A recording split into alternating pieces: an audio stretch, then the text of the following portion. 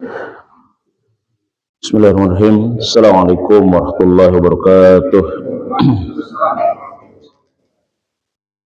Mari kita awali kajian kita dengan baca Al-Basmalah. Bismillahirrahmanirrahim. Bismillah, alhamdulillah, salatu wassalamu ala rasulillah Nabiina Muhammadin abdillah, la hawla wa la quwata illa billah, amma ba'du. Rabbi syrah li sadri wa yassir amri wa halul uqdatam min lisani yafqahu qawli. Rabbana arinal haqqa haqqan warzuqna ittiba'ah wa arinal batila batila warzuqna ijtinabah. Qala Allah Ta'ala fi ayatil karim, a'udzu billahi minasyaitonir rajim. Bismillahirrahmanirrahim. Man 'amila shalihan min dzakarin aw untha wa huwa mu'minun falanuhyiyannahu hayatan thayyibah wa lanajziyannahum ajrahum bi ahsani ma kanu ya'malun. Al-ayah. Sadaqallahul azim wa sadaqal karim. Alhamdulillahirabbil alamin. Hadirin bapak-bapak, ibu-ibu jamaah Masjid Al-Falah yang mudah-mudahan senantiasa dirahmati, diberkahi, dicintai oleh Allah Subhanahu wa taala. Alhamdulillah, puji syukur senantiasa kita panjatkan kepada Allah Subhanahu wa taala. Allah pun senantiasa mencurahkan nikmatnya, inayahnya, hidayahnya, kesehatan, kesempatan kepada kita semua, sehingga kita alhamdulillah masih bisa menjalankan aktivitas ibadah, sholat subuh berjamaah, kita lanjutkan dengan kajian ilmu. Mudah-mudahan semua aktivitas yang kita lakukan pagi hari ini senantiasa dicatat oleh Allah sebagai aktivitas ibadah dan amal soleh kita di hadapan Allah Subhanahu wa taala. Amin ya rabbal alamin. Salawat dan salam semoga tercurah kepada Nabi kita Muhammad sallallahu alaihi wasallam, keluarga, sahabat, dan mudah-mudahan kepada kita selaku umat yang insya Allah setia istiqomah sampai hari kiamat nanti. Amin ya rabbal alamin. Hadirin bapak dan ibu yang dirahmati oleh Allah Subhanahu wa taala. Di dalam Al-Qur'an, Allah itu sebetulnya sudah memberikan kepada kita sebuah solusi kehidupan, yang di situ bukan hanya kehidupan biasa, tapi kehidupan yang baik, namanya hayatan thayyibah. Hayatan thayyibah itu kalau dalam bahasa undang-undang mungkin kehidupan yang layak. Cuma kehidupan yang layak dalam bahasa undang-undang itu lebih fokus kepada hal yang bersifat materialistik, ya, yang bersifat kepada hal yang bersifat ekonomi, bukan kepada hal yang bersifat rohani juga atau komprehensif. Sehingga kadang-kadang cara pandang seseorang dengan orang lain disebut dengan hidup layak atau hidup baik itu berbeda-beda. Satu negara dengan negara lain hidup layak itu berbeda-beda, ya, karena berbeda-beda sehingga kadang-kadang standarnya juga akhirnya beda-beda. Karena standarnya beda-beda, maka setiap orang tidak merasakan apakah saya hidupnya sudah layak atau tidak, sudah baik atau tidak. Kadang-kadang seperti itu, ya. Jadi orang-orang memahami tentang hayatan thayyibah ini kan standarnya standar negara. Negara itu mungkin juga standarnya adalah standar dunia internasional. Makanya di Indonesia disebut standar hidup layak itu satu, kadang-kadang kaitannya dengan masalah ekonomi. Pendapatan per kapitanya berapa biasanya. Kalau nggak salah, kalau di Indonesia kan 1,1 jutaan. Kalau 4 orang berarti 4 jutaan kalau satu keluarga. Nah, ternyata hal ini kan dipandang sesuatu yang kurang layak. Walaupun di kita disebut dengan layak. Orang kalau sudah pendapatannya 4 juta, makanya masuk UMR kayaknya. Makanya di kita ada istilah kabur aja dulu kayak gitu, ya. Nah, ternyata ketika orang kabur ingin memiliki pendapatan yang lebih juga, ternyata banyak masalah juga, ya. Misalkan, ya, saya baru pulang kemarin, ya, dari Hong Kong. Di Hong Kong itu pembantu rata-rata, kalau Hong Kong beda dengan Jepang ternyata, ya. PMI-nya beda, ya. Kalau Jepang itu kan pekerja kitanya tingkat pendidikannya rata-rata tinggi. Jadi mereka itu kerja itu karena memang keahlian, karena skill, ya. kalaupun mereka itu ada yang perawat, namanya perawatnya adalah perawat rumah tangga, perawat orang tua, atau perawat misalkan di panti-panti jompo, karena mereka punya skill. Rata-rata mereka sekolah di keperawatan, sehingga mereka memang kerjanya karena skill. Taraf keilmuannya pun beda. Ini sangat kontras ketika saya di Jepang dengan saya kemarin di Hong Kong itu. Tapi kalau di Hong Kong itu ternyata pekerja kita, makanya namanya PMI atau BMI ya, pekerja migran Indonesia, bukan migran yang melulu migran ya, pekerja migran Indonesia dengan buruh migran Indonesia. Jadi saya makanya semalam saya nggak bisa ngajar. Saya 5 hari 6 hari itu saya sehari jalan 10.000 langkah karena saya pakai jam itu jam ini. Di Indonesia kita baru-baru 10.000 langkah, keliling Sempur pun kadang nggak nyampe ya, keliling Kebun Raya pun nggak nyampe 10.000 langkah. Karena teman saya di sana dompet duafa Hongkong itu dari turunnya sampai 14 kilo tanpa diet. Makanya orangnya sehat-sehat karena banyak jalan. Kalau kita kan enggak, 50 meter ke Masjid Al-Falah aja pakai motor kalau kita kan gitu. Nah, ternyata beda. Di sana itu pekerjanya rata-rata adalah pekerja ART, asisten rumah tangga. Itu rata-rata begitu. Jadi saya keliling itu ngisi, dan ternyata masalahnya banyak. Walaupun gajinya lebih besar. Saya tanya kepada yang baru 1 tahun ya, 2 tahun, berapa gaji pembantu di sini? 5.000 dolar Hong Kong. Berarti kalau dirupiahkan di atas 10 juta lah. Ada lagi yang sudah lama 29 tahun, kata saya gajinya berapa? Saya sudah menjadi pekerja ini. Ibu di mana kerjanya? Saya kerja di sini, yang Ustaz ngisi ini di sini, taman ini, tukang sapu saya. Oh, tukang sapu. Udah berapa tahun di Hong Kong? 29 tahun. Berapa gajinya tukang sapu? 30 juta. Saya dosen kalah kata saya gitu ya. Mendingan saya ke Hong Kong kalau gitu jadi tukang sapu 30 juta kan ya. Itu dia masuk pekerja karena pekerja udah ibarat kita ASN-nya lah, ASN-nya Hong Kong gitu. Karena dia kebetulan dapat dapat majikannya baik.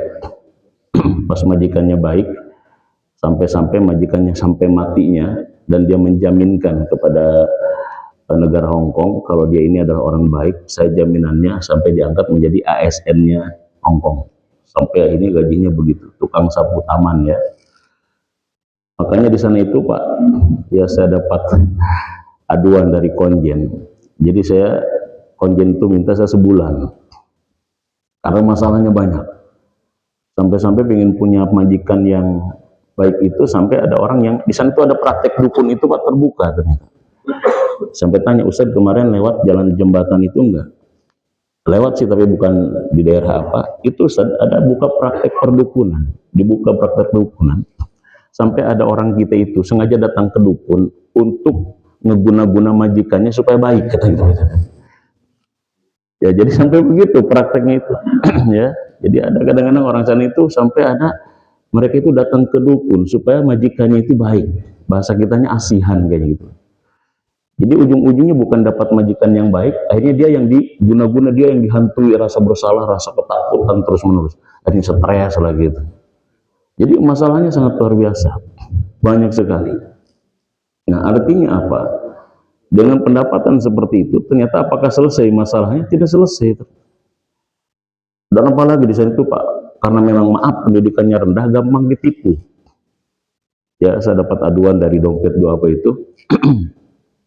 Di sana itu kan banyak mereka dapat cari uang ketika pulang. Mereka pingin kalau misalkan pulang ke Indonesia itu udah punya usaha. Nah, ceritanya dikasihlah sama suaminya. Ceritanya suaminya buat usaha. Ya mungkin sebulan 10 juta, sekian ratusan juta, sekian tahun. Ternyata suaminya bukan usaha di sini, kawin lagi gitu suaminya di sini. Jadi yang nyari duit adalah istrinya di sana, dipakai usaha, ternyata usahanya usaha kawin lagi kan gitu. Akhirnya mereka itu sangat kasihan sekali. Makanya edukasi itu penting. Jadi saya itu sampai akhirnya Ustadz nggak bisa di sini cuma seminggu. harus 1 bulan minimal. Bahkan teman-teman Ustaz itu 45 hari, ya 45 hari atau 1 bulan. Terus ya insya Allah lah nanti kapan-kapan saya ke sana lagi, mungkin dijadwal lagi dan sebagainya. Memang Masya Allah, itu kan sampai untuk orang Indonesia ya, migran kita itu sampai 170-an, 170.000. Ini kan banyak sekali sebagai devisa negara. Nah, jadi sangat kosong sekali mereka itu. Sangat kosong sekali. Sehingga kasihan ya ketika mereka di sana sehari-hari kerja dan sebagainya, liburnya adalah minggu itu mereka ada yang dipakai dagang, kalau ketahuan sama polisi ditangkap, karena dagang itu mereka pisah kerja, bukan pisah dagang, karena untuk mencari tambahan, karena mungkin biaya hidupnya tinggi dan lain sebagainya. Nah, ini artinya apa? Ternyata konsep dan pemahaman manusia tentang hidup layak itu salah. Maka oleh karena itu, bagaimana sebetulnya hidup layak, atau bahasa agama namanya hayatan thayyibah dalam perspektif agama kita. Makanya kalau kita perhatikan redaksi kalimat surat yang ke-16 ayat 97 itu diawali pertama dengan kata man. Man ini kan isim mausul yang mukhtas ya. Isim mausul itu kan ada dua, ada isim mausul am, ada isim mausul mukhtas namanya. Mukhtas itu isim mausul yang bermakna khusus. Kalau yang bermakna am, bermakna umum itu kan seperti alladzi, alladani, alladina, allati, allatani, allati. Itu namanya yang bermakna am. Ya. Yang bermakna mukhtas beda ya. Kalau ini kan isim mausul yang bermakna am. Jadi man itu isim mausul yang bermakna am. Am itu artinya bermakna umum. Man itu bisa berlaku bagi laki-laki, bisa berlaku bagi perempuan. Yang penting man ini adalah lil akil, untuk orang yang berakal. Kalau ma itu untuk orang yang tidak berakal. Makanya di sini sering diterjemahkan man itu adalah siapa saja. Siapa saja. Nah, siapa saja ini menunjukkan tentang manusia. Jadi ayat ini menarik. Satu, bicara tentang manusia. Yang kedua, bicara tentang amal soleh. Tiga, bicara tentang keimanan. Baru empat, bicara tentang hayatan thayyibah. Bicara tentang kehidupan yang layak bagi manusia itu seperti apa. Falanuhyiyannahu itu Pak, maka kami akan hidupkan dia hayatan thayyibah dengan kehidupan yang baik. Hayatan thayyibah itu dengan kehidupan yang layak, kehidupan yang baik. Jadi barang siapa yang beramal soleh, dari laki-laki maupun perempuan, dan dia dalam keadaan beriman, ya wahuwa mu'minun, dan dia dalam keadaan beriman, falanuhyiyannahu, maka kami akan hidupkan dia hayatan thayyibatan dengan kehidupan yang berkualitas. Jadi hayatan thayyibah itu yang tepat, kehidupan yang berkualitas. Karena baik dengan ungkapan thayyibah itu diterjemahkan oleh ahli bahasa namanya berkualitas. Jadi kalau baik dalam kaitan dengan thayyibah itu biasanya baik dalam sisi mutu, Pak. Karena baik itu kan ada 5 istilahnya ya dalam bahasa Arab. Ada hasan, ada khair, ada ma'ruf, ada solih, ada birrun, ada 6 bahkan, ada thayyib, thayyibun. Ada 6 istilah baik dalam Al-Quran. Hasanun, ya sering disebut dengan hasanah, hasanun, itu baik. Ada juga disebut dengan baik itu adalah khairun. Kalau khairun sering dikatakan lebih baik. Khairun min alfi syahrin, lebih baik dari 1000 bulan. Jadi kalau khair itu adalah lebih baik, baiknya lebih. Kadang juga diungkapkan dengan kata ma'rufun. Ma'ruf itu dari kata arafah. Arafah itu artinya kenal. Kalau ma'ruf itu yang dikenal, tapi diterjemahkan amar ma'ruf itu artinya perintah kepada kebaikan. Ma'ruf namanya. Kalau kata Imam Qurtubi, kenapa dari kata arafah kenal kemudian jadi ma'ruf artinya baik? Karena kebaikan itu sesuatu yang sudah dikenal dalam diri manusia. Sesuatu yang sudah akrab dalam hati manusia. Itu makanya kebaikan. Makanya manusia itu Pak, Bu, harus tetap dia diajak kepada kebaikan. Karena kebaikan itu sudah ma'ruf, sudah dikenal, sudah ada di dalam diri manusia. Ini menunjukkan semua manusia punya potensi baik. Jadi kenapa dalam Islam itu ada konsep amar ma'ruf, ada konsep dakwah ya? Karena dalam diri manusia itu semuanya ada potensi kebaikan. Cuma karena dia jarang mendengar kebaikan, lingkungannya pun tidak baik, yang dilihat didengarnya tidak baik, sehingga kebaikan itu tertutup di dalam hatinya. Sehingga ini perlu stimulus, perlu perangsang namanya. Itulah namanya amar ma'ruf, Pak. Perlu perangsang. Makanya kan dalam ilmu psikologi kan untuk merangsang orang berbuat baik itu kan banyak. Bisa dipaksa, kemudian dari dipaksa, kemudian dia jadi bisa, kemudian dari bisa dia jadi biasa, kalau sudah biasa dia jadi budaya, kalau sudah budaya dia jadi karakter. Itu kan begitu. Itu baru nanti namanya ma'ruf. Jadi kenapa kita harus amar ma'ruf, Pak? Karena memang kita untuk membangkitkan potensi baik, itu namanya ma'ruf. Makanya amar ma'ruf itu perintah kepada kebaikan. Kenapa? Karena kebaikan sesuatu sudah akrab dan dikenal oleh manusia. Tapi itu nggak muncul ke permukaan. Kenapa? Karena tertutup banyak dinding-dinding keburukan atau hawa nafsu. Ada juga kebaikan itu diungkapkan dalam bentuk apa selain ma'ruf? Ada birrun atau ada solihun.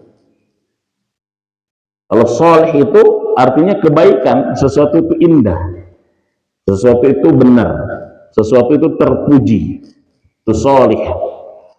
Ada juga birrun, laisal birro antuan wujuhakum kibalal masyriq wal maghrib. Birrul walidain, berbakti kepada kedua orang tua. Nah, ada juga thayyib. Kalau thayyib lebih kepada hal yang bersifat kualitasnya. Makanya kalau di dalam Al-Quran, thayyib itu biasanya adalah terkait dengan makanan. Halalan thayyiban. Kalau dalam makanan, thayyib itu artinya bergizi dan sesuai dengan kondisi tubuh kita, itu thayyib. Karena kalau misalkan tidak sesuai dengan tubuh kita, menurut orang lain thayyib, menurut dia tidak thayyib. Ya, misalkan gitu, misalkan sate, soto, misalkan gitu ya, sate dan soto kambing misalkan, bagi orang yang jelita jelang 50 tahun itu thayyib. Bagi yang lolita lolos 50 tahun belum tentu thayyib gitu misalkan. Ya, bagi yang jelang 50 tahun yang jelita makan sate, makan soto mungkin bisa thayyib. Masih gagah, masih normal. Tapi bagi yang lolita lolos 50 tahun yang dia kondisi darah tinggi misalkan, itu tidak thayyib. Halal tapi belum tentu thayyib. Nah, makanya thayyib itu kaitannya dengan apa? Dengan bergizi, baik dalam artian apa? Sesuai dengan kadar tubuh kita. Kalau dari sisi makanan, ya kalau dari sisi kehidupan, thayyib itu baik. Makanya dia kata, akar katanya dari kata apa? Bisa tobibun, bisa tibun namanya. Kalau tobib itu kan dokter, ya. Kalau tibun itu artinya minyak wangi.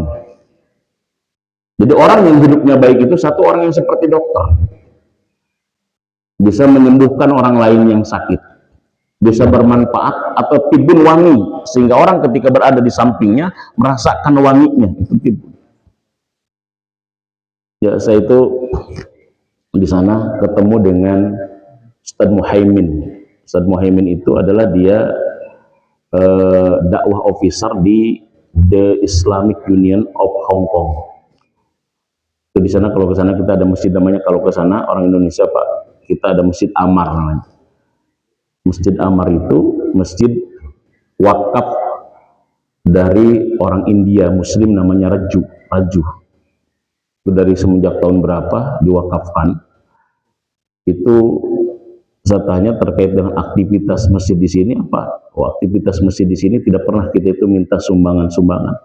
Bahkan di lantai berapa itu, di lantai 3 itu ada resto. Katanya restonya itu, maka kalau misalkan ke sana pengen cari yang halal, di situ di lantai 3 ada restonya. Restonya adalah muslim. Orang Hong Kong tapi muslim. Saya tanya, oh ini disewakan? Nggak disewakan kata dia. Karena masjid ini adalah merupakan wakaf non profit. Jadi bayangkan, ini kalau disewakan berapa? Lega kan gede. Jadi dia kalau disewakan ini sekitar 300 $300.000 sebulan. $300.000 sebulan kalau kali 2.000 saja berarti kan sekitar 60 juta lah. Kalau disewakan 60 juta. Tapi dia karena wakafnya itu, yang mewakafkan ini adalah bukan lembaga profit, maka dia tidak berani untuk menyewakan. Terus kata saya, enak banget ini yang ini. Mana rame Pak? Rame terus itu. Ya, luar biasa. Wah, enak banget. Terus kata saya, terus kontribusi dia apa? Dia hanya donasi saja. Cuma kita minta syarat. Satu, bulan puasa tidak boleh buka siang. Walaupun di Hong Kong ini juga banyak orang yang non-muslim, mayoritasnya. Yang kedua, kalau kita bulan puasa ada iftar, sumbangkan iftar untuk berjamaah. Jadi dia tidak diberikan sewa, padahal kalau sewa itu 60 juta. Saya tanya, terus ini untuk membiayai biaya kegiatan di Islamic Union ini, kira-kira uangnya dari mana? Oh, ternyata mereka dalam bentuk investasi. Ada investasinya kepada properti, investasinya ke ini dan sebagainya. Sehingga kata dia, dari semenjak ini berdiri the Islamic Union of Hong Kong, tidak pernah kita buat donasi proposal untuk minta. Semua aktivitas kegiatan kita sudah mandiri. Wah, itu menarik lah sebetulnya itu ya. Jadi dia semacam Islamic Centernya dunia, biayanya dari hasilnya sendiri. Kenapa? Karena dia banyak investasi. Dia tidak bikin usaha tapi bentuknya investasi, properti dan lain sebagainya. Nah itu apa namanya di situ? Itu luar biasa di situ. Masjid tapi mandiri. Ya, ini persis kayak seperti halnya kalau di kita apa? Jogo Karian. Dia Jogo Karian itu kan bukan berarti dia tidak punya saldo Pak. Saldonya bukan nol, tapi dia saldonya dalam bentuk investasi. Cuma kita kadang-kadang pas ke sana ngikutin dari luarnya, nol saldonya. Pas nol saldonya besok mau bayar listrik bingung gitu. Nol saldonya pas mau bayar tentang marbot bingung gitu. Jadi saya tanya pernah kepada Kiai Jajer itu, maksud nol saldo itu apa? Kegiatan sini gimana? Ternyata dia memang nol saldo tapi dalam bentuk investasi, dalam bentuk modal-modal di luar itu sangat luar biasa banyak gitu. Sehingga dia tidak lagi memikirkan tentang saldo kas di masjid itu nggak jadi masalah. Orang dia duitnya banyak gitu loh di tempat-tempat usaha yang lain. Nah seperti itulah ternyata yang dia miliki oleh itu juga.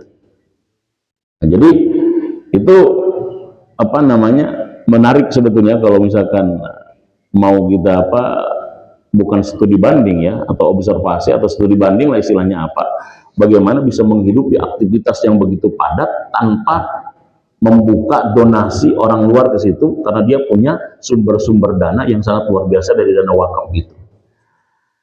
Nah Ustadz Muhaimin ini saya tanya Pak, Ustadz umurnya berapa? Saya lupa umurnya berapa dia, umurnya ya 60 ke atas lah ya, 61 atau 60 berapa. Itu jalannya Pak cepat banget. Terus saya tanya, mudah-mudahan Ustadz sehat. Alhamdulillah selama saya di Hong Kong saya sehat. Kemudian saya tanya, apa yang menyebabkan Ustadz sehat? Ya, saya ini kan orangnya tertarik kalau ada orang di luar dari kebiasaan itu. Satu, kata saya, memang saya sudah tidak makan nasi kata dia, karena memang di Hong Kong biasa orang nggak makan nasi. Yang kedua, yang menyebabkan saya sehat, makanya saya aneh ketika saya bikin kerjasama, dia baca sedikit langsung tanda tangan. Yang kedua, saya itu insya Allah ya, saya punya tujuan untuk apa? Selalu memberikan kebahagiaan kepada orang lain. Makanya kalau ada orang Indonesia datang ke sini, insya Allah saya sambut, insya Allah saya permudah. Wah luar biasa. Nah yang ketiga, Ustadz jalan dengan saya jalan Pak. Terus pas ketika jalan, coba Ustadz kali-kali perhatikan wajah-wajah orang sini. Apa wajah orang sini? Ada nggak wajah yang berkerut, wajah yang murung, wajah yang manyun, bimoli, bibir monyong 5 cm gitu Ustadz. Ya, jemurut. Apa maksudnya Ustadz kata saya? Apa maksudnya Ustadz? Di sini kelihatannya orangnya itu nggak julid Ustadz gitu. Nggak julid. Dia memang orang-orang kafir Ustadz. Tapi dia jarang Ustadz. Wajahnya lihatnya, oh, iya juga kata saya. Orang-orang ini kan cerah-cerah, biasa-biasa. Kenapa? Enggak ada yang julid. Karena dia tidak sibuk dengan urusan orang lain. Dia senantiasa sibuk dengan urusan masing-masing. Nah, saya berusaha bagaimana saya menerapkan tentang itu. Dan itulah yang menyebabkan bisa jadi sehat. Bisa jadi kita tenang dan sebagainya. Kalau kita kan kadang-kadang julid gitu. Tetangga pakai Pajero dia beli Panadol kan gitu. Kan gitu masalahnya gitu itu. Ya orang beli Pajero dia beli Panadol gitu. Orang naik Alphard dia naik ambulan ke rumah sakit kayak gitu. Ini kan karena masalahnya masalah itu. Jadi Ustaz Sukron, ya, kita juga bisa mengambil pelajaran sebetulnya. Bukan hanya dari tapi makanya Ustaz kurang lama di sini. Saya ingin ngajak Ustaz. Saya waktu itu mau diajak hari Rabu diajak ke Cina karena dia ada undangan ke Cina. Sebetulnya Ustaz ada waktu, tapi saya kan mau ketemu dengan apa namanya Islamic Kasim. Islamic Kasim itu ada sekolah Islam di Hong Kong itu, tapi di situ adalah apa namanya pesertanya bukan hanya orang Islam. Jadi dia sekolah pemerintah tapi minta diurusin oleh orang Islamnya di situ. Dan memang luar biasa Islam itu jadi contoh lah ya, kalau di negara-negara luar kan Islam itu jadi contoh. Itu ternyata memang begitu. Jadi di samping terkait dengan makanannya yang memang luar biasa thayyib, sikapnya juga harus thayyib, sehingga itulah melahirkan tentang kebaikan kesehatan dalam diri kita. Jadi perkara hati itu penting. Makanya kata Profesor Amin Ar-Raihani, dia mengatakan arkanu apa arbaun min arkani sa'adah. Kata Profesor Amin Ar-Raihani ada 4 rukun-rukun bahagia. Apa 4 rukun bahagia itu? Kata beliau pertama rukun bahagia itu adalah sihatul jismi. Pertama rukun bahagia itu adalah sehatnya badan. Itu rukun bahagia. Jadi duit kita banyak sebanyak apapun, harta kita banyak sebanyak apapun, kalau misalkan badan tidak sehat, kita tidak akan bahagia. Jadi yang pertama kata Amin Ar-Raihani adalah sihatul jismi, sehatnya badan. Nah, sehatnya badan itu kan cukup dengan makanan yang bergizi, pola pikir yang benar, dan juga apa? Gaya hidup yang baik, olahraga. Ya, makanya saya katakan kepada Ustaz Rahim gitu kan. Saya di sana selama 5 hari, 6 hari. Itu 1 hari jalan 10.000 langkah karena saya pakai jam yang ada langkahnya itu. Di sini kita mau 10.000 langkah itu susahnya minta ampun gitu. 10.000 langkah sehari. Awalnya memang pegal-pegal, yang kedua masih pegal-pegal, yang ketiga, yang keempat ternyata aja jadi enak gitu. Nah, itu gimana mereka tidak sehat? Orang mereka biasa apa? Biasa jalan. Itu namanya sihatul jismi. Yang kedua kata Amin Ar-Raihani adalah sihatul akli gitu. Bahagia itu karena sehatnya akal, sehatnya pikiran. Jadi pikiran yang sehat, akal yang sehat melahirkan badan yang sehat. Sihatul akli. Jadi karena memang kesehatan itu dari situ, Pak. Ya, kan ada riset itu, Pak ya. Yang saya pernah katakan itu tentang 3 komponen sehat: hati, pikiran, makanan, olahraga kan gitu. Hati, pikiran, hati dan pikiran, makanan dan olahraga. Dari 3 komponen sehat itu, ternyata yang paling dominan adalah pikiran dan hati. Apa pikiran dan hati? Sampai 70% katanya. Makanan menopang kesehatan 20%. Olahraga menopang kesehatan cuma 10%. Jadi ternyata hasil riset, olahraga yang menopang kesehatan kita itu cuma 10%.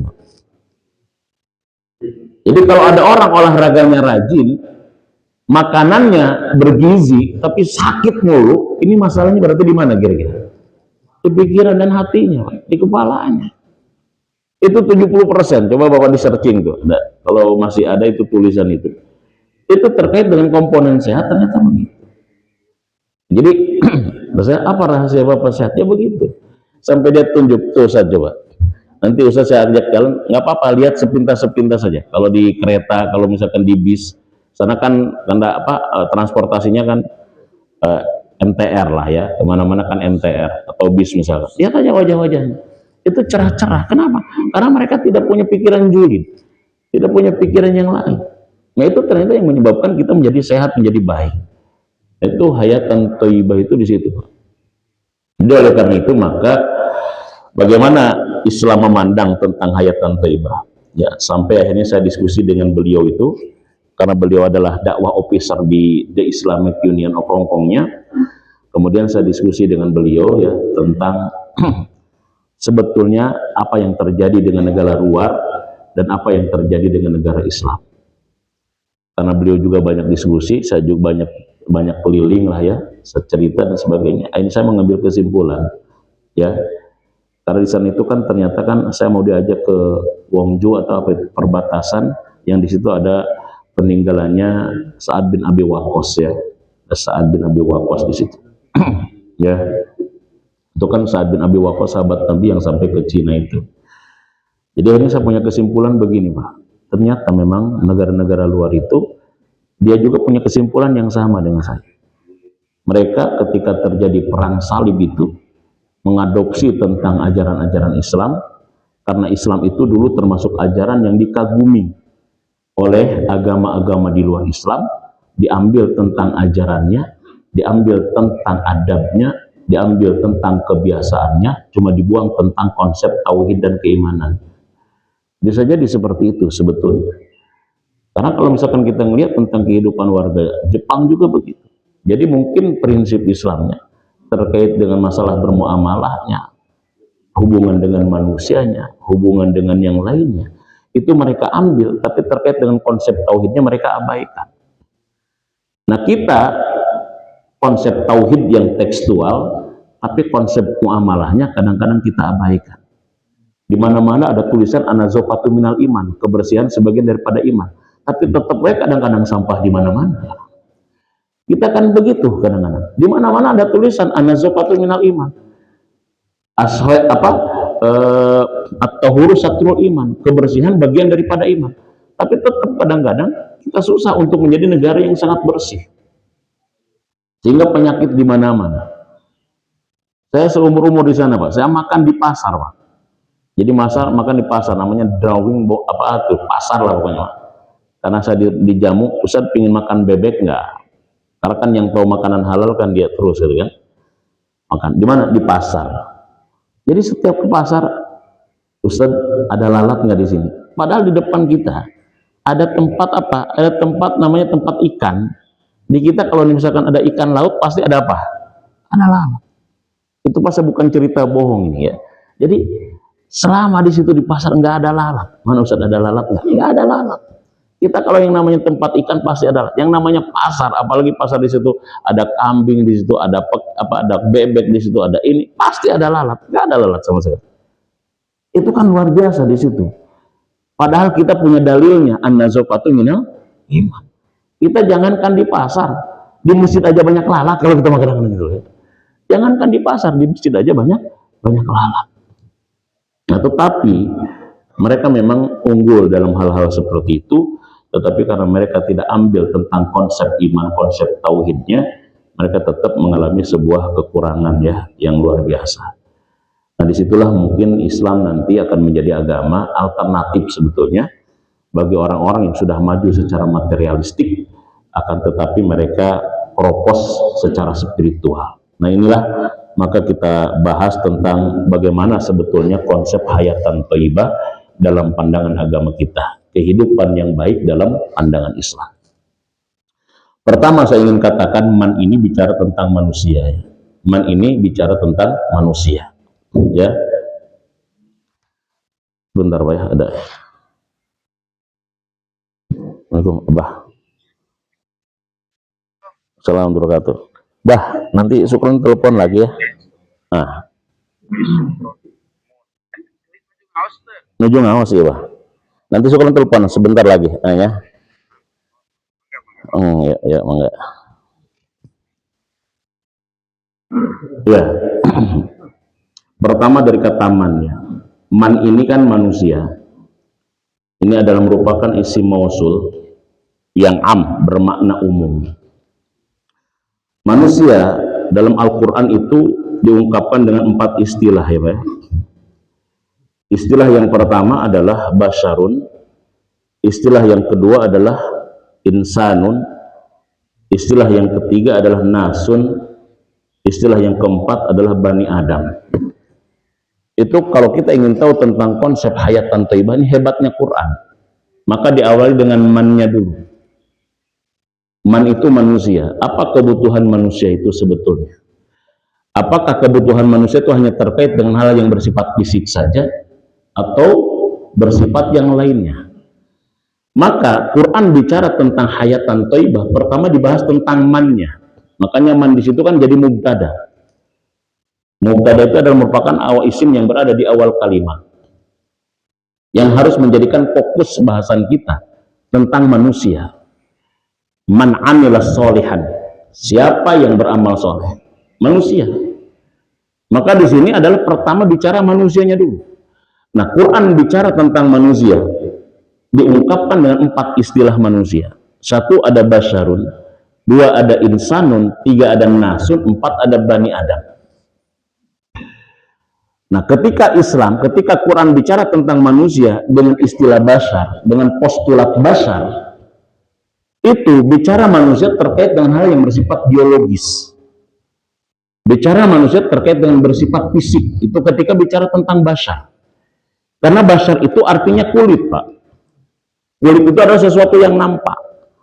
Maka ketika manusia dikatakan dengan kata basyar, dia adalah makhluk nampak, makhluk fisik, makhluk yang terlihat.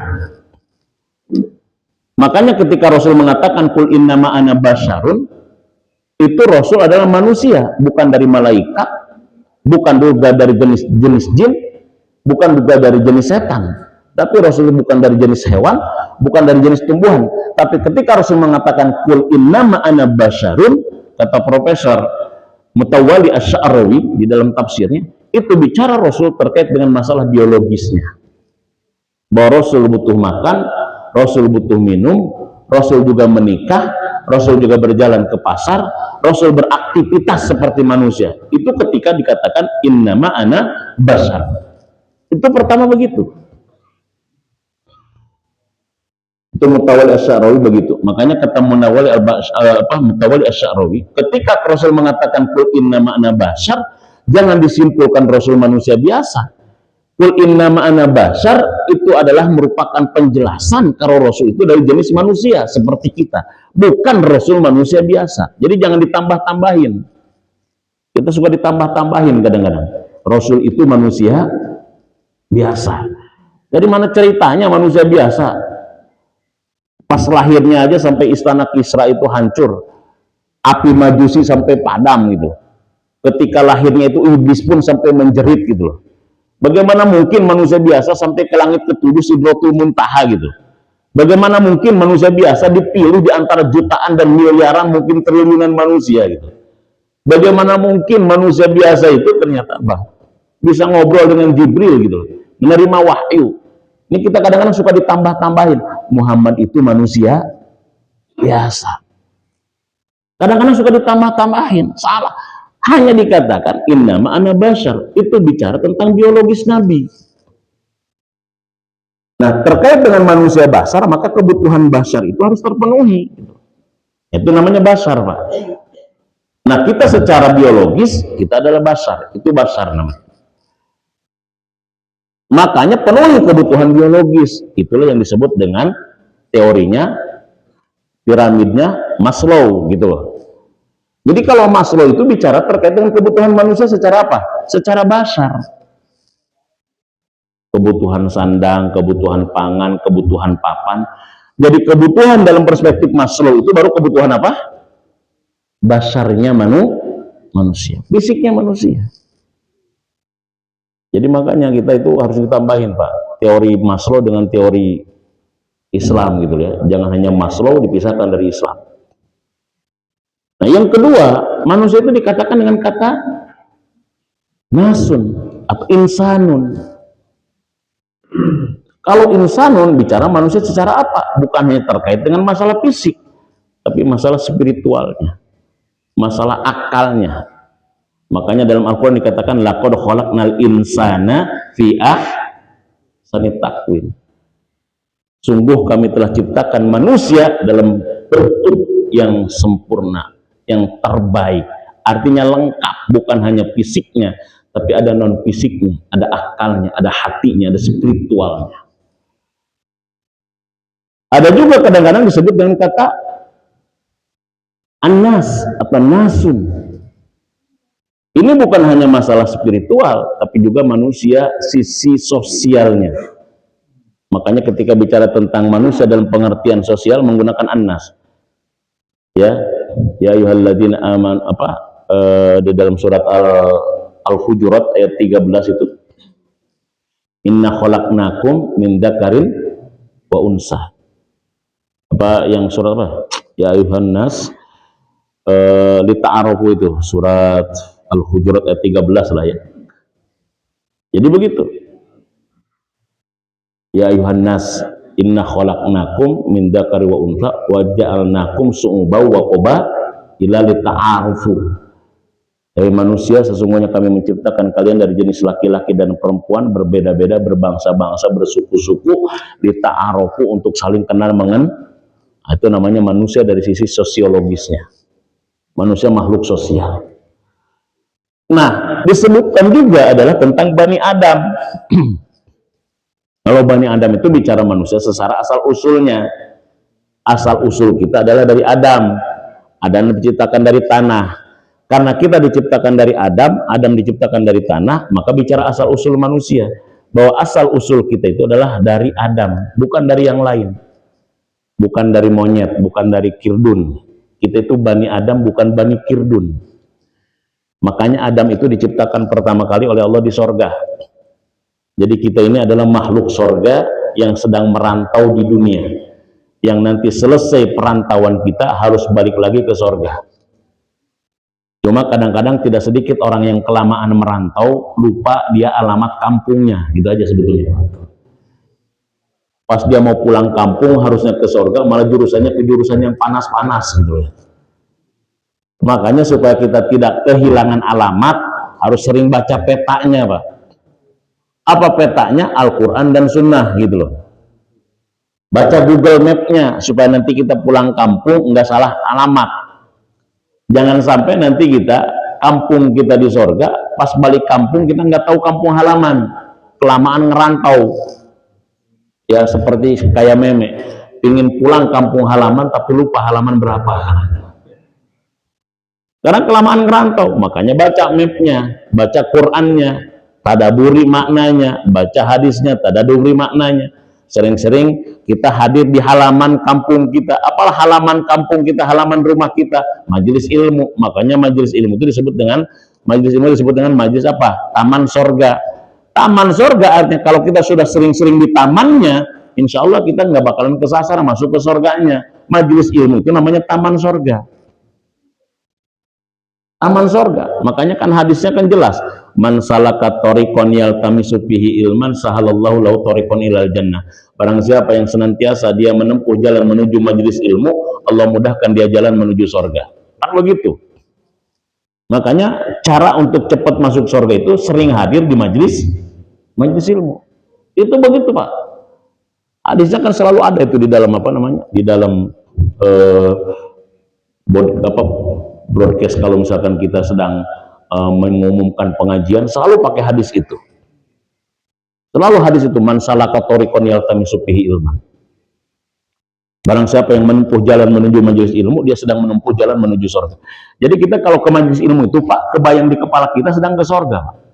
Makanya kalau kita mau ke surga sebetulnya ngantuk ya, capek, licin, hujan, gelap, itu sebetulnya nggak akan jadi masalah. Orang kita mau ke surga gitu sebetulnya. Nah itu yang menyebabkan kenapa umat dulu itu begitu semangat menghadiri majelis ilmu, karena di kepala dia adalah surga. Di kepala dia surga. Sampai Imam Syafi'i itu pernah mencari ilmu itu, sempat dia tidak menemukan makan 2 hari. Hanya minum doang. Karena dia saking cintanya terhadap ilmu. Kenapa? Karena mau ke surga seperti itu. Nah, jadi orang yang mau ke majelis ilmu itu, Pak, supaya kita semangat di kepala kita, bayangkan kalau kita mau kemana? Ke surga. Jadi begitu sebetulnya. Nah, jadi bicara Bani Adam, bicara satu asal usul kita, bahwa kita turunan Nabi. Di mana Nabi kita pertama, Nabi Adam itu diciptakan di surga. Dan apa unsur yang ada pada diri Adam? Ada unsur ruhnya. Setelah diciptakan fisiknya, ditiupkan ruhnya. Artinya apa? Ada nilai-nilai dalam diri kita yang harus kita perhatikan, namanya ruh. Namanya ruh, Pak.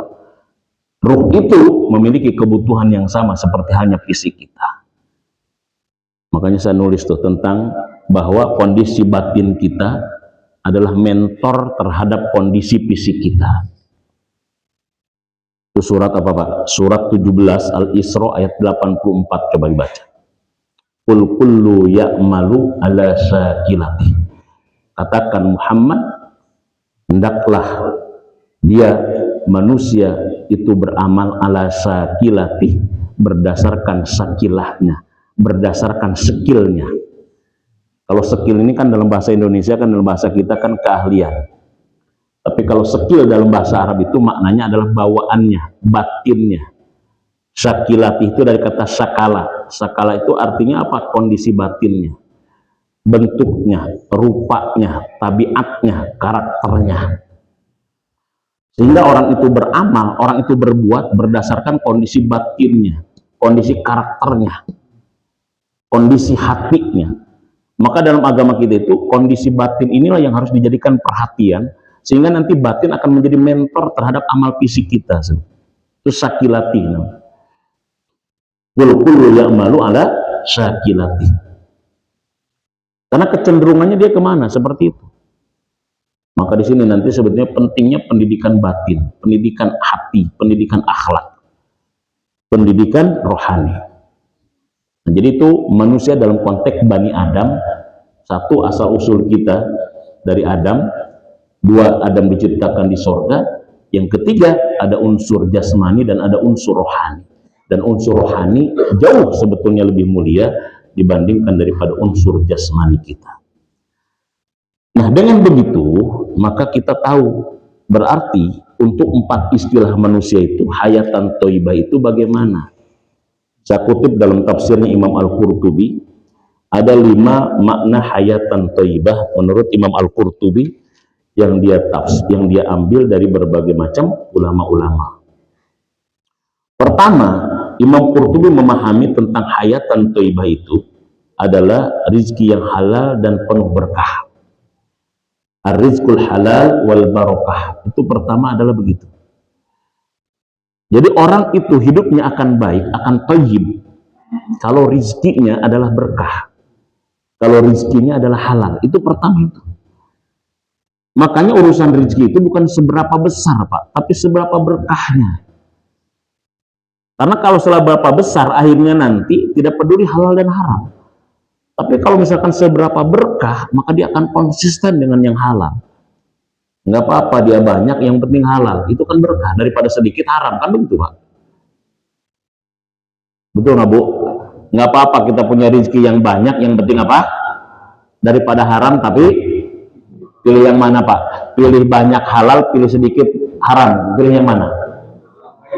Nah, supaya tidak terlalu berat mikirnya, kan udah ngantuk kan gitu. Kan begitu Pak sebetulnya. Mendingan kita banyak halal daripada sedikit haram. Itulah rezeki yang halal dan berkah. Nah, halal dan berkah inilah yang memberikan ketenangan, thayyibah Pak sebetulnya. Itu. Ini kan kita sekarang sedang diperlihatkan ya. Kondisi negara kita dengan Menteri Pak Purbaya ini, betapa banyaknya pejabat kita itu yang rakusnya luar biasa itu. Sampai triliunan itu ya. Walaupun kita nggak tahu, kita lihat saja nanti ya, mudah-mudahan kita tanamkan husnuzon ya, Menteri Keuangan kita itu baiklah istilahnya, ada tujuan baik, ada niat baik, caranya baik.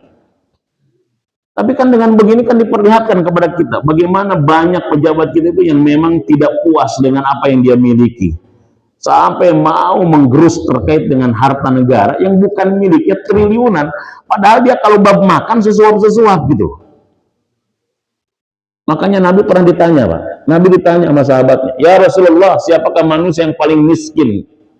Ya Rasulullah, siapakah manusia yang paling kaya? Kata sahabat. Apa jawaban Rasul? Manusia yang paling miskin di dunia, kata Rasul, adalah orang yang paling tamak. Apa kata Rasul? At-tama'u huwa fakrul hadir. Ketamakan, keserakahan adalah kemiskinan yang sesungguhnya, kata Rasul begitu. Jadi Rasul ditanya sama sahabat, siapakah manusia yang paling miskin ya Rasulullah? Ternyata orang miskin itu bukan yang rumahnya ngontrak, bukan orang yang kemana-mana jalan kaki, tapi manusia yang paling miskin kata Rasul adalah manusia yang paling serakah. At-tama'u huwa fakrul hadir. Orang serakah itu adalah orang yang miskin yang sesungguhnya. Begitu kata Nabi. Karena bagi orang yang serakah tidak ada cukup seberapapun pendapatannya. Nggak ada cukup. Nggak ada yang cukup. Yang kedua, siapakah orang yang paling kaya ya Rasulullah? Rasul ditanya sama sahabat. Apa jawaban Rasul? Al-qanaah. Orang yang merasa cukup dengan apa yang Allah berikan kepada dirinya, dengan apa yang Allah bagikan kepada dirinya. Laisal gina an kasratil arab walakinnal gina gina nafsi. Bukan orang kaya yang banyak harta, tapi orang kaya adalah orang yang kaya hatinya. Itu begitu. Jadi itu yang disebut dengan orang miskin dan orang kaya, perspektif Rasulullah Shallallahu Alaihi Wasallam. Jadi begitu. Nah, tapi bagi kita kan siapakah orang kaya? Pasti orang yang banyak hartanya. Siapakah orang miskin? Pasti orang yang tidak punya harta. Kan begitu. Tapi ada orang yang miskin ternyata hidupnya tenang, ada orang yang ternyata kaya hidupnya tidak tenang, tidak bahagia. Maka kata Imam Qurtubi yang dia kutip dari pendapatnya Ibnu Abbas dan Hasan Basri, bahwa hayatan thayyibah, pertama ar-rizqul halal wal barokah, rizkinya halal yang melahirkan keberkah. Itu yang pertama. Oh, udah bicara berkah Pak, udahlah selesai Pak. Ya, dalam teori ekonomi berkah itu ada nggak Pak sebenarnya? Dalam teori ekonomi ada nggak istilah berkah Pak? Nggak ada ya. Ya adanya dalam teori Islam. Udah masuk tadi ya? Udah ini ya? Hah? Udah suruh? Berapa? Oh 15 menit lagi, masih panjang juga ya. Ya. Nah, itu barokah namanya. Halal dan barokah. Nah, yang kedua yang disebut dengan hayatan thayyibah adalah al-qanaah. Ini adalah merupakan pendapatnya Ali bin Abi Thalib. Al-qanaah. Hayatan thayyibah itu adalah huwa al-qanaah. Qanaah itu merasa cukup dengan apa yang Allah kasih kepada kita. Merasa cukup dengan apa yang Allah berikan kepada kita. Ya. Jadi begitu. Qanaah dia. Qanaah itu kan melihat dengan apa yang ada, Pak. Jadi bahasanya begini, Pak. Ya. Apa definisi sukses, apa definisi bahagia? Kata orang bijak begini. Kata orang bijak, kalau misalkan sukses, mendapatkan apa yang kita inginkan, kalau bahagia itu mensyukuri apa yang kita miliki. Kata orang bijak kan begitu. Sukses mendapatkan apa yang kita inginkan, sedangkan bahagia mensyukuri, menikmati apa yang kita miliki.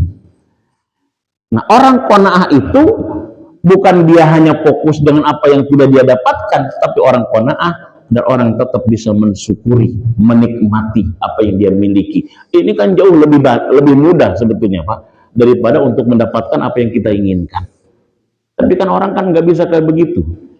Karena nggak tahu tentang cara hidup seperti itu, akhirnya dia apa? Seolah-olah bahagia mendapatkan apa yang kita inginkan. Akhirnya yang diinginkannya tidak didapat-dapat, stres sudah duluan, kemudian dia mati sebelum dia bisa menikmati tentang apa yang dimiliki. Nah, ini namanya qanaah yang kedua.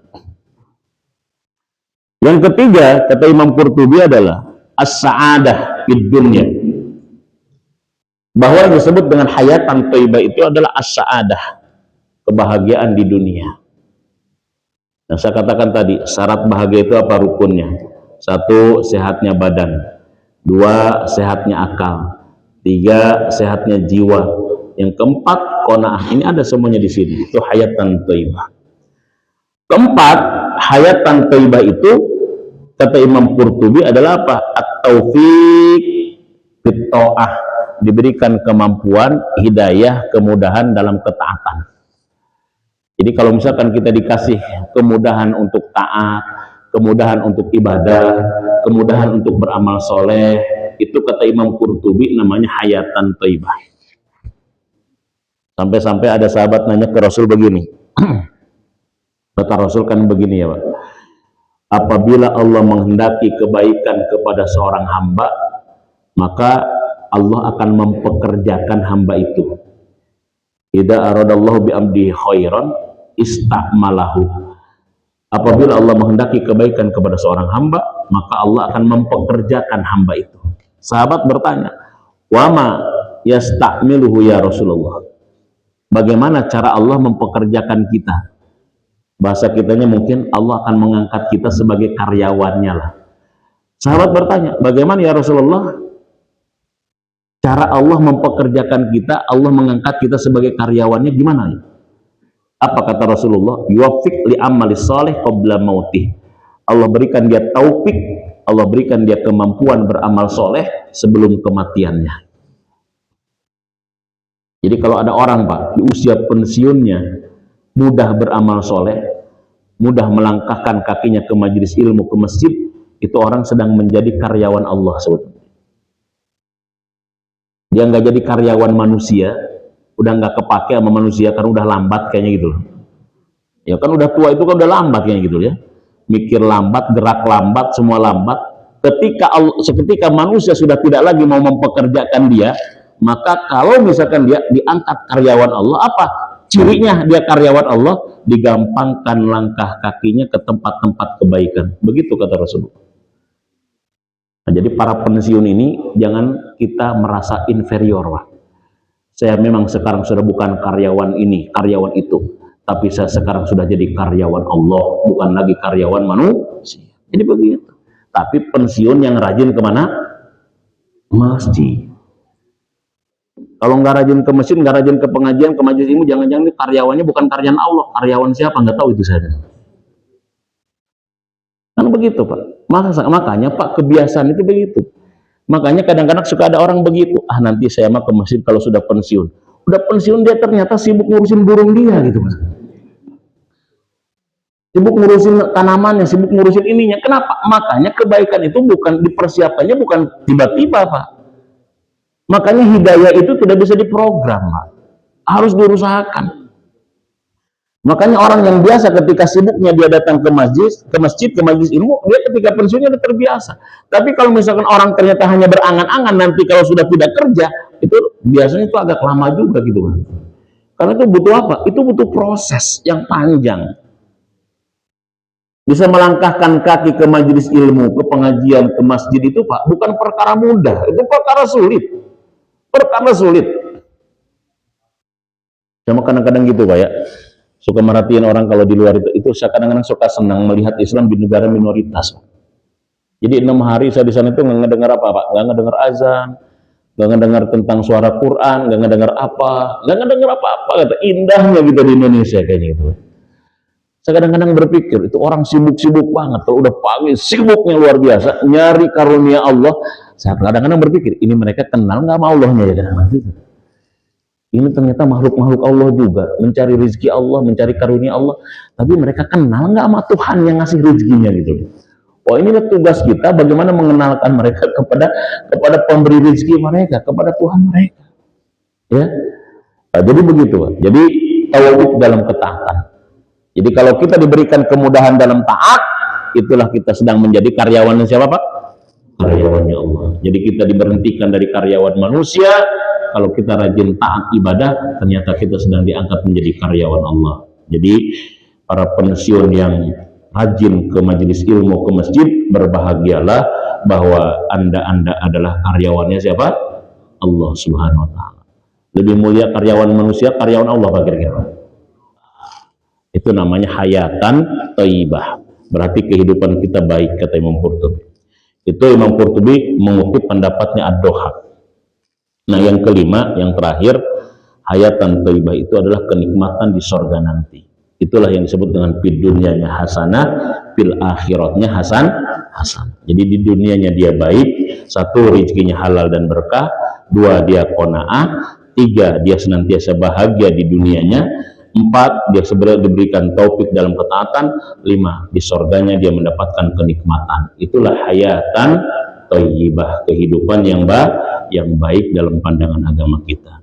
Nah di sini dari 5 definisi hayatan thayyibah menurut Imam Qurtubi tidak satu pun terkait dengan banyaknya harta. 5 saja seperti itu. Mudah-mudahan kita termasuk orang-orang yang hayatan thayyibah. Di dunianya kita dalam kondisi yang sangat baik, di akhiratnya kita masuk surga tanpa hisab. Amin ya rabbal alamin. Itu barangkali yang bisa disampaikan. Ya mohon maaf untuk segala kehilapan kekurangan. Mudah-mudahan Allah selalu berikan kita keistiqomahan di dalam ketaatan, di dalam iman, di dalam ibadah. Amin ya rabbal alamin. Mari kita tutup dengan kafaratul majlis dan doa kafaratul majlis. Subhanakallahumma rabbana wa bihamdika asyhadu an la ilaha illa anta astaghfiruka wa atubu ilaik. Assalamualaikum warahmatullahi wabarakatuh.